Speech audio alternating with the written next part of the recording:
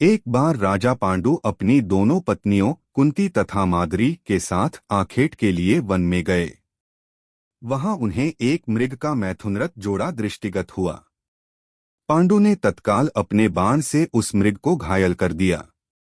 मरते हुए मृग ने पांडु को शाप दिया, राजन, तुम्हारे समान क्रूर पुरुष इस संसार में कोई भी नहीं होगा।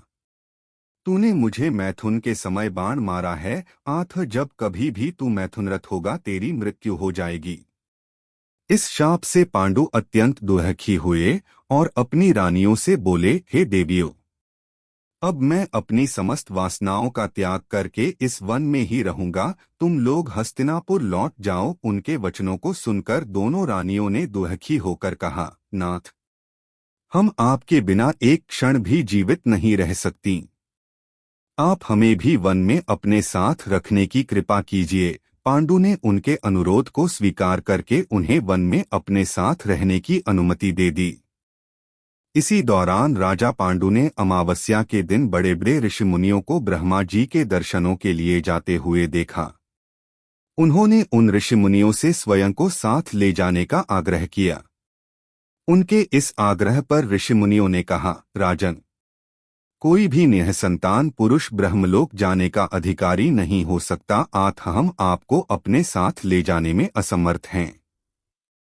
ऋषिमुनियों की बात सुनकर पांडु अपनी पत्नी से बोले, हे कुंती, मेरा जन्म लेना ही वृथा हो रहा है, क्योंकि संतानहीन व्यक्ति पितृऋण, ऋषिऋण, देवऋण तथा मनुष्यऋण से मुक्ति नहीं पा सकता। क्या तुम पुत्र प्राप्ति के लिए मेरी सहायता कर सकती हो? कुंती बोली, हे आर्यपुत्र, दुर्वासा ऋषि ने मुझे ऐसा मंत्र प्रदान किया है जिससे मैं किसी भी देवता का आह्वान करके मनोवांछित वस्तु प्राप्त कर सकती हूँ।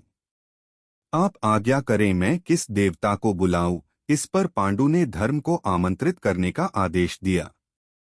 धर्म ने कुंती को पुत्र प्रदान किया जिसका नाम युधिष्ठिर रखा गया। कालांतर में पांडु ने कुंती को पुनः 2 बार वायुदेव तथा इंद्रदेव को आमंत्रित करने की आज्ञा दी। वायुदेव से भीम तथा इंद्र से अर्जुन की उत्पत्ति हुई।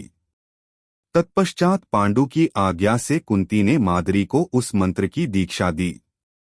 माद्री ने अश्वनी कुमारों को आमंत्रित किया और नकुल तथा सहदेव का जन्म हुआ। एक दिन राजा पांडु माद्री के साथ वन में सरिता के तट पर भ्रमण कर रहे थे।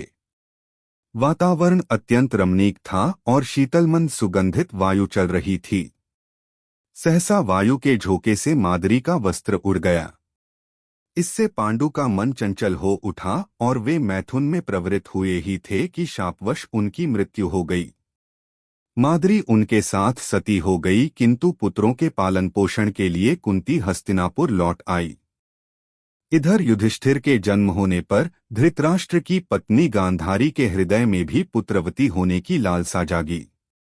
गांधारी ने वेदव्यास जी से पुत्रवती होने का वरदान प्राप्त कर लिया।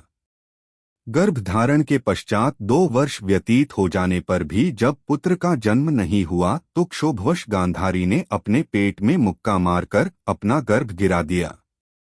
योगबल से वेदव्यास को इस घटना को तत्काल जान लिया।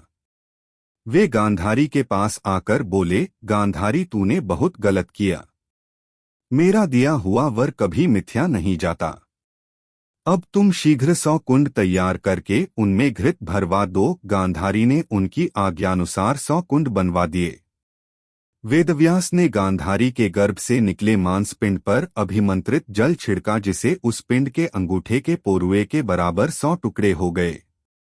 वेदव्यास ने उन टुकड़ों को गांधारी के बनवाए 100 कुंडों में रखवा दिया और उन कुंडों को 2 वर्ष पश्चात खोलने का आदेश दे अपने आश्रम चले गए। 2 वर्ष बाद सबसे पहले कुंड से दुर्योधन की उत्पत्ति हुई। दुर्योधन के जन्म के दिन ही कुंती का पुत्र भीम का भी जन्म हुआ। दुर्योधन जन्म लेते ही गधे की तरह रेंकने लगा।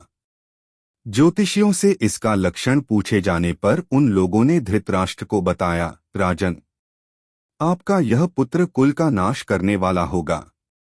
इसे त्याग देना ही उचित है। किंतु पुत्र मोह के कारण धृतराष्ट्र उसका त्याग नहीं कर सके। फिर उन कुंडों से धृतराष्ट्र के शेष 99 पुत्र एवं दुश्शला नामक एक कन्या का जन्म हुआ। गांधारी गर्भ के समय धृतराष्ट्र की सेवा में असमर्थ हो गई थी, अतएव उनकी सेवा के लिए एक दासी रखी गई। धृतराष्ट्र के सहवास से उस दासी का भी युयुत्स नामक एक पुत्र हुआ। युवा होने पर सभी राजकुमारों का विवाह यथायोग्य कन्याओं से कर दिया गया। दुश्शला का विवाह जयद्रथ के साथ हुआ।